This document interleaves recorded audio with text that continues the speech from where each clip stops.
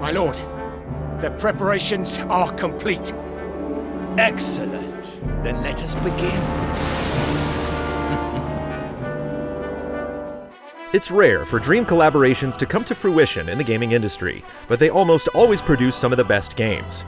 Several years ago, animation house Studio Ghibli, creators of Princess Mononoke, Spirited Away, and countless other timeless films, partnered up with game developer Level 5 to bring us Ni no Kuni, a phenomenal RPG that dazzles with its gorgeous visuals, music, and story.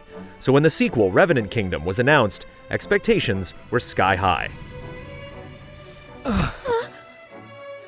What happened? Ni no Kuni II Revenant Kingdom is everything we wanted in a sequel and then some. From top to bottom, it addresses almost every major criticism leveraged against the PS3 release. It also manages to add in several major new components and brilliantly weaves them into the fabric of the main scenario. Its faults are few and easily overlooked when measured against what Ni no Kuni II brings to the table.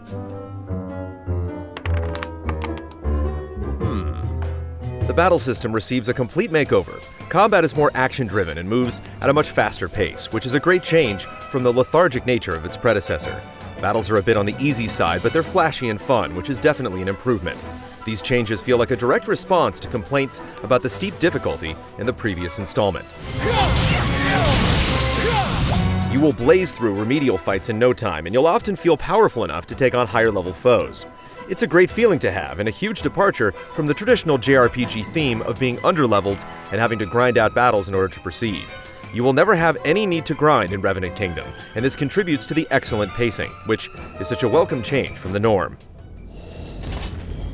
I have you now. Joining you in combat are adorable little creatures called Higgledies that function similar to Pikmin. You can have up to 4 different types join you in battle, assisting with various attacks and abilities. They're around if you really want to take advantage of them, but they are by no means essential to victory, outside of a few major boss encounters, some of which make really good use of them by triggering unique sequences. Make yourselves useful!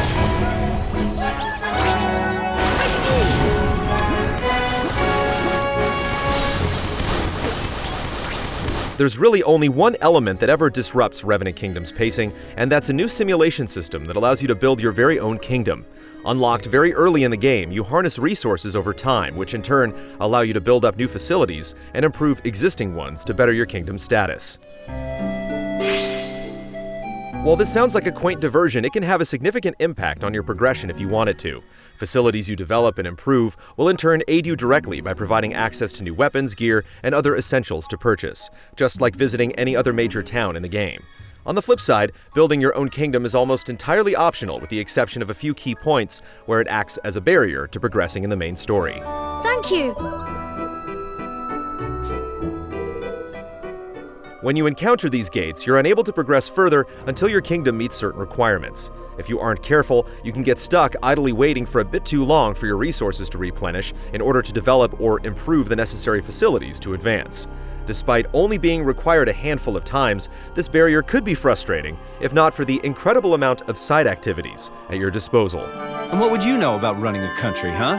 Many of these extracurricular activities include various side quests as well as optional dungeons and bosses.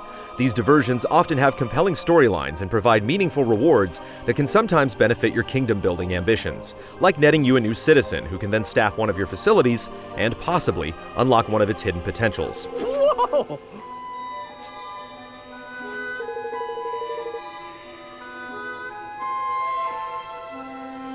The game might feel like it moves along at a brisk pace, especially without the need to physically backtrack once you unlock warp spots on the map as you naturally progress. But the presence of all of these side activities encourages you to go out and explore the world by searching for every odd path, secluded cave, or hidden chest. Almost all of your major discoveries will come with payoffs down the road, usually tied to an existing or yet-to-be uncovered side quest, with lucrative rewards or enticing stories.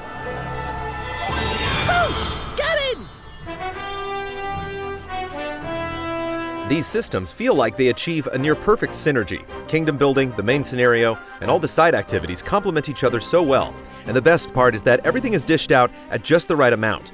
Revenant Kingdom never overwhelms you with complex explanations or lengthy tutorials. Just when you feel you need a bit more info to fully realize some of these mechanics, the game drops those crucial morsels right on schedule.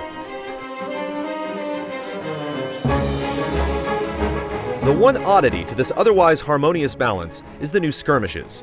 These relatively large-scale battles pit you as the commander of up to 4 different units that must march across a battlefield to take on enemy forces and other perils that lay before you.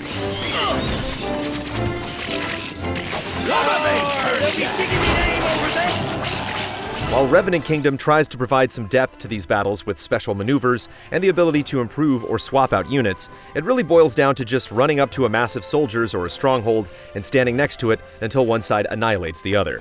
While skirmishes make sense thematically, they're ultimately little more than strange distractions that are only mildly enjoyable due to their simplistic nature. Thank you so much, everyone!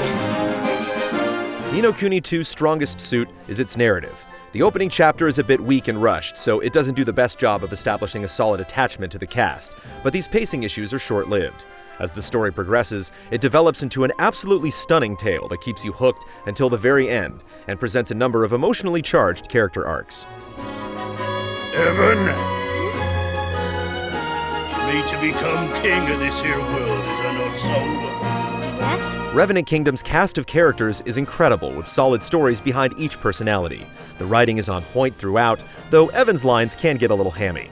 The main villain appears to be the weakest link at first, but their ultimate motivation, as well as the resolution to the game, are immensely satisfying. The only real weak spot is that some of the side characters don't really develop much further beyond their initial chapters, but they also never bog down the rest of the story.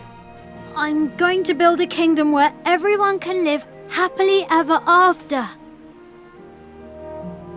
You are, huh? Good for you. Complementing the excellent writing and narrative is the superb English voice work, which never gave us any reason to change over to the Japanese audio. There are just some inconsistencies in which lines are delivered with voice work and which are text only, switching over at odd times mid-conversation. It's a little distracting, and given the quality of the voice work, we'd love to hear more of it.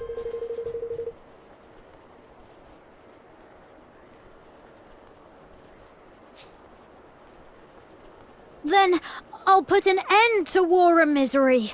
I'll unite all the kingdoms in peace. Given the pedigree of the previous game's soundtrack, it's rather peculiar that Revenant Kingdom's music might be its weakest component. It simply relies way too heavily on the original theme of its predecessor, and overuses it in many of the tracks. There are a few new tracks that stand out, like the jazzy tune for Goldpaw and the melancholic vibes of Hydropolis. While the musical score is a solid effort overall, it's a definite step down.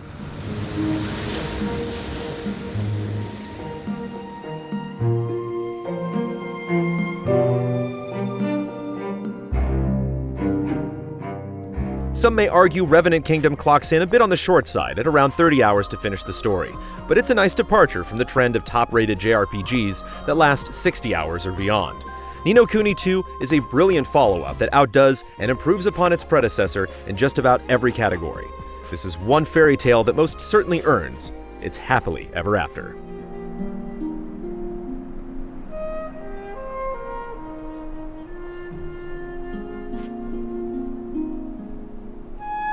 Wow.